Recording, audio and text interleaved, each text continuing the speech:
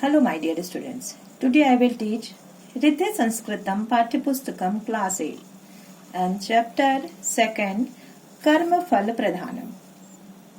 My dear students, उम्मीद है आप लोगों को पिछला चैप्टर आप लोगों को समझ में आ गया होगा. आज मैं इसे भी एक्सप्लेन करने जा रही हूँ, जिसे ध्यान से आप लोग सुनिएगा तो समझ में आ जाएगा. अच्छी स्टोरी है. पाटलिपुत्रे एकः नृपः आसीत्. पाटलिपुत्र में एक राजा था. सह कला प्रेमी आसीत्. वह कला प्रेमी था. एकदा सह राज्ये घोषणां कृतवान् यत् यः कोऽपि चित्रकारः अद्वितीयं चित्रं रचयिष्यति तस्मै अहम् अर्धं राज्यं दास्यामि इति. एक बार वह राज्य में घोषणा करवा दिया कि जो भी चित्रकार अद्वितीय अद्भुत चित्र बनाएगा उसे मैं अपना आधा राज्य दे दूंगा. किंतु यदि चित्रम अद्वितीयम न भविष्यति तर्हि तस्मै मृत्युदंडम दास्यामि. किंतु यदि चित्र अद्वितीय नहीं हुआ, दुर्लभ नहीं हुआ, तो मैं उसे मृत्युदंड दे दूंगा. नृपस्य घोषणाम श्रुत्वा कोऽपि चित्रकारः साहसं न करोति स्म. राजा की बातों को सुन करके कोई भी चित्रकार साहस नहीं कर सका. सर्वेषां चित्रं कथं भवितुर्महति, किंतु एकः युवा चित्रकारः चित्रं रचयितुं सिद्धः अभवत्. सभी को लगा ये चित्र कैसे बनेगा, किंतु एक युवा चित्रकार चित्र बनाने के लिए तैयार हो गया. तस्य साहसं दृष्ट्वा सर्वे चित्रकाराः तं बोधयन् अकथयत्. उसके साहस को देख करके सभी चित्रकार उसको समझाते हुए बोले, अलम दुस्साहसेन, ऐसा दुस्साहस मत करो. वयं जीवन पर्यन्तम् अद्वितीयं चित्रं रचयितुं न शक्तवन्तः, तर्हि कं भवान् दुस्साहसं करोति इति. हमने जीवन भर अद्भुत चित्र अभी तक नहीं बना सका. हम लोगों ने अभी तक अद्भुत चित्र नहीं बना पाए, तो भला आप ये दुस्साहस कैसे कर रहे हैं? आप ये दुस्साहस मत करिए. यदि भवतः चित्रम अद्वितीयं न भविष्यति तर्हि नृपः भवते मृत्युदंडम दास्यति. यदि आपने चित्र अद्भुत नहीं बनाया, तब राजा आपको मृत्युदंड दे देगा. सेकंड पैरा कंप्लीट हो गया है. अब थर्ड पैरा देखते हैं क्या है. किंतु दृढ़ प्रतिज्ञः युवकः तेषां वचनं तिरस्कृत्य राजभवनं गत्वा नृपं निवेदयत् अकथयत्.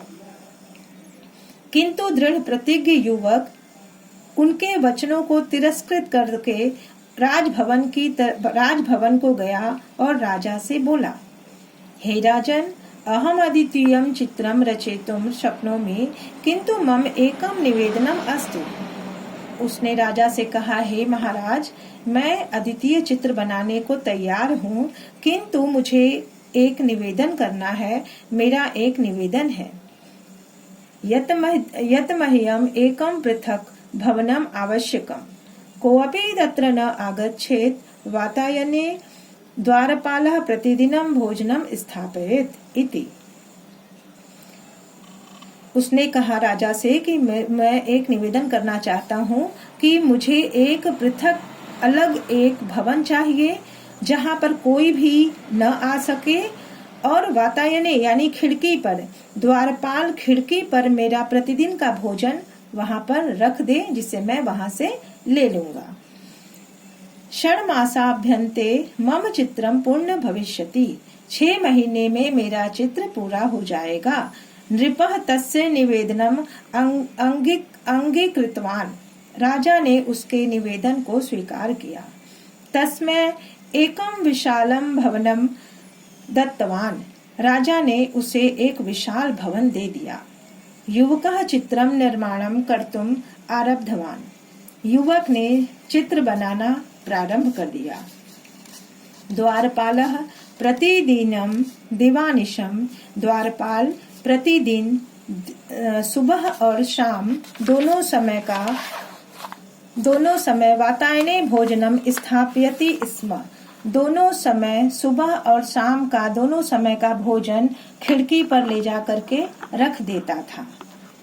एवमेव कतिचन मासः अतीता।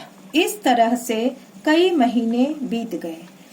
एकस्मिन् दिवसे द्वारपालः प्रातः काले भोजनं स्थापितवान्। एक दिन द्वारपाल ने सुबह भोजन ले जाकर के वहां रख दिया। सायं काले आगत्य दृष्टवान् यत् प्रातः कालस्य भोजनं तथैव अस्ति। शाम को जब वह आता है तो देखता है कि प्रातः काल का भोजन अभी तक वैसे ही पड़ा है। सह अचिंत्यत, उसने सोचा, यत् व्यस्तता कारणात् सह खादितुं न शक्तवान्। उसने सोचा कि व्यस्त होने के कारण शायद वह खाना नहीं खाया। सायं कालस्य भोजनं तत्र स्थापित्वा सह ततः गतवान्। वह शाम का भोजन वहां पर रख करके चला गया। प्रातः आगत्य दृष्टवान् यत् सायं कालस्य भोजनमपि तथैव स्थापितमस्ति। जब वह सुबह आया तो देखा कि सायंकाल का यानी कि शाम का भी भोजन वैसे ही वहां पड़ा है। सह गत्वा नृपम अवदत्, वह राजा के पास जाकर बोला, हे महाराज, चित्रकारः भोजनम न कृतवान्। हे महाराज, चित्रकार ने कल से भोजन नहीं किया। प्रायशः सह भवनात् पलायितः, शायद वह भवन से भाग गया है। नृपतः द्वारपालेन सह गत्वा चित्रकारम आहुतवान्। राजा द्वारपाल के साथ जा करके और चित्रकार को आवाज देते हैं, किंतु अंतस्ताम को अपि ध्वनि न आगतः, किंतु अंदर से कोई भी आवाज नहीं आती है। नृपस्य आदेशेन द्वारपालः द्वारम अत्रोटयत्। राजा के आदेश से द्वारपाल ने दरवाजा तोड़ दिया। नृपः अंतः गत्वा दृष्टवान्। राजा अंदर गया और देखा, यत् अंधकारमयं भवने एकस्मात् प्रकोष्ठात् दिव्य प्रकाश पुंजः निःसरति स्म। राजा अंदर गया और देखा कि अंधकार में एक भवन से, एक कमरे से दिव्य प्रकाश की किरणें निकल रही हैं। नृपः भित्तौ अद्वितीयं चित्रं दृष्ट्वा विस्मितः संजातः। राजा दीवार पे उस अद्भुत चित्र को देख करके आश्चर्यचकित हो जाते हैं। तत्र चित्रकारः लेखनीं स्वीकृत्य उपविष्टः आसीत्। वहां चित्रकार अपनी लेखनी लेकर के बैठा हुआ था। नृपः चित्रकारस्य पृष्ठे हस्तं संस्थाप्य अवदत्। राजा चित्रकार के पीठ पर हाथ रखते हैं और बोलते हैं, चित्रकार, अहो चित्रकारः।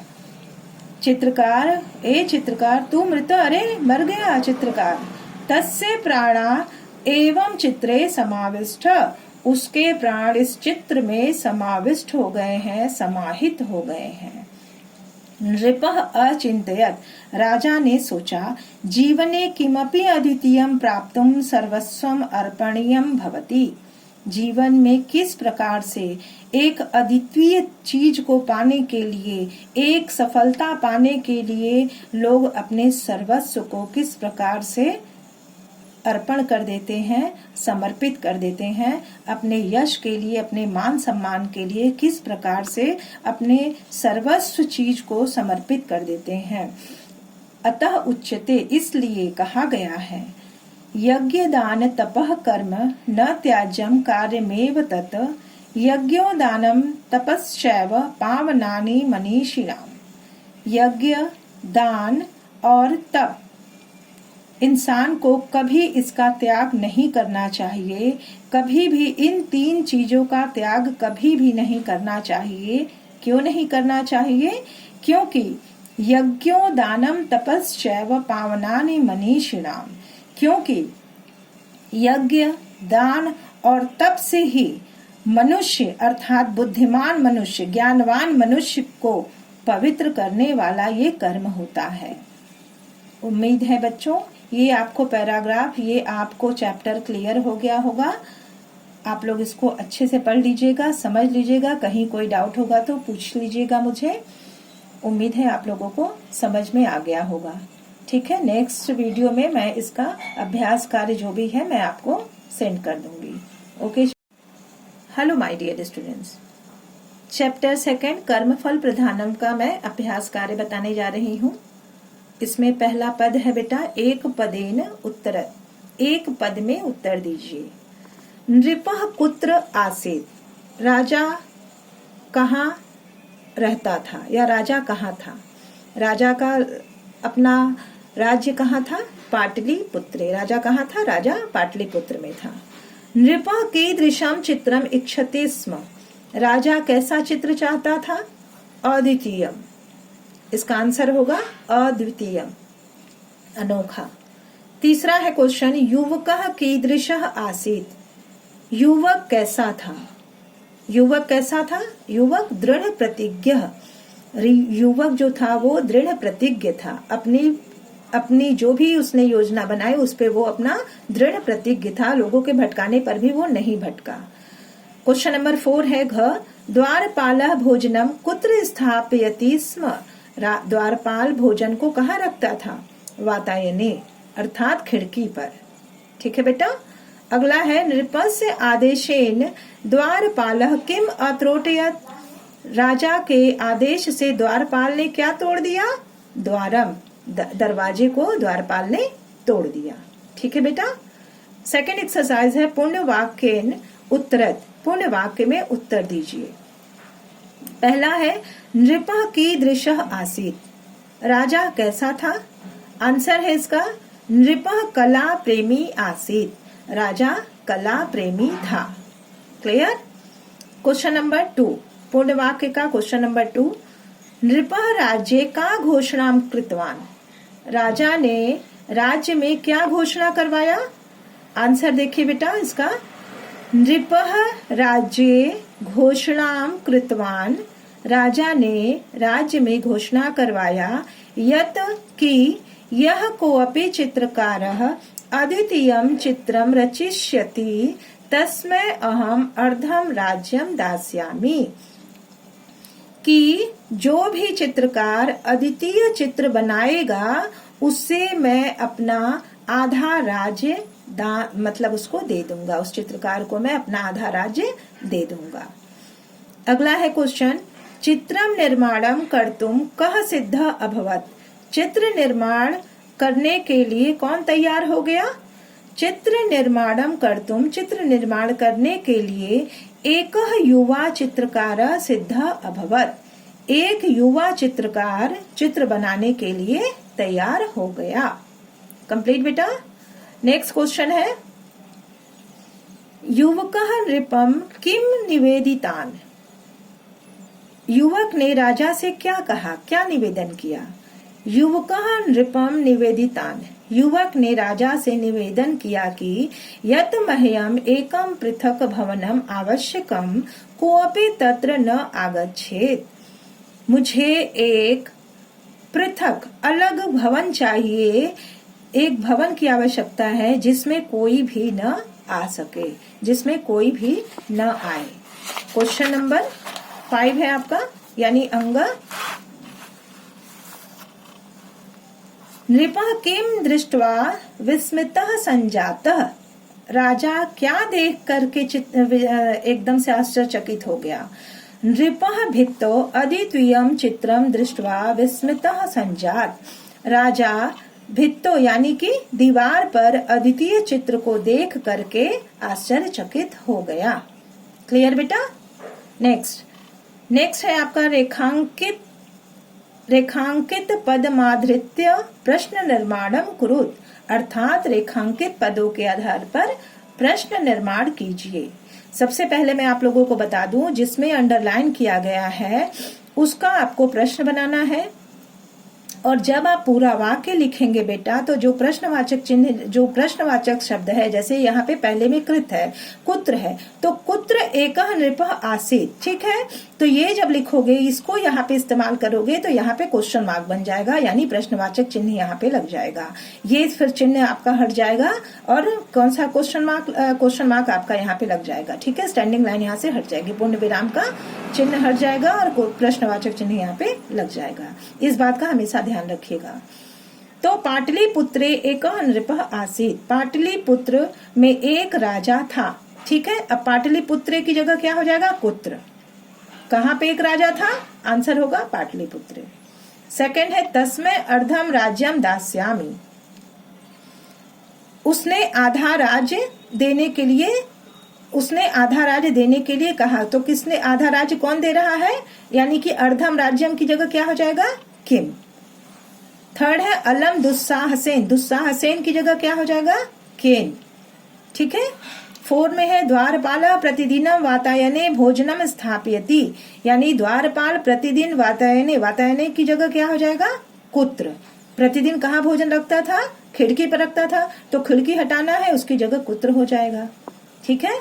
अगला है तस्य प्राणः एव चित्रे समाविष्ट, उसके प्राण चित्र में समाविष्ट हो गए थे, समाहित हो गए थे। तो प्राणः की जगह क्या हो जाएगा, के। Clear students. अब अगला है बेटा एक्सरसाइज नंबर 4, पदानां मूल शब्द विभक्ति वचनम च लिखत, पदों के मूल शब्द, विभक्ति व वचन लिखिए। अब आपको क्या करना है, ध्यान से इसको देखिएगा। यहाँ ये पद मतलब पद दिया हुआ है, अब इसका मूल शब्द आपको यहाँ पे लिखना है, विभक्ति आपको यहाँ लिखना है और वचन आपको यहाँ लिखना है। जैसे नृप है, नृप का मूल शब्द क्या हो जाएगा, नृप। विभक्ति क्या है, प्रथमा। वचन क्या है, एक वचन, ठीक है। चित्रकारः, चित्रकार। विभक्ति क्या है, प्रथमा। वचन बहुवचनम, ठीक है। तस्मै, तस्मै का तत् हो जाएगा, तत् विभक्ति चतुर्थी और वचन एक वचन। इसके बाद है द्वारपालेन, द्वारपालेन का द्वारपाल, तृतीया विभक्ति एक वचनम।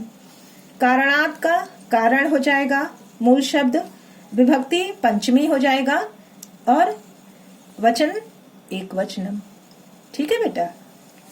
अब ये देखें, प्रकृति प्रत्यय विभागम कुरुत, प्रकृति प्रत्यय विभाग कीजिए, यानी कि उसका आपको प्रत्यय अलग करना है, ठीक है। तो यहाँ पे मूल शब्द आपको क्या लिखना है, पहले दृष्टवा का दृश्य हो जाएगा। अब इसका प्रत्यय क्या होगा, यहाँ पे आधा क आधा त वा दिया है, तो ये हो जाएगा त्वा, त्वा हो जाएगा ये, ठीक है। दृश्य प्लस त्वा। श्रुत्वा का श्रु प्लस त्वा। लेखितुम रच प्लस तुमुन। गत्वा गम प्लस त्वा। दृष्टवान का दृश्य प्लस त्वेतु, ठीक है, तब तू। अब ये उम्मीद है आप लोगों को चैप्टर सारा जो है कंप्लीट हो गया होगा। इसको नोटबुक में अच्छे से लिख लीजिएगा। कहीं कोई डिफिकल्टीज होगी, कुछ भी प्रॉब्लम्स होंगे तो आप मुझसे जरूर शेयर करिएगा। उम्मीद है आपका जो भी प्रॉब्लम होगा वो सॉल्व हो जाएगा बेटा। अच्छे से करिएगा। Okay dear, bye.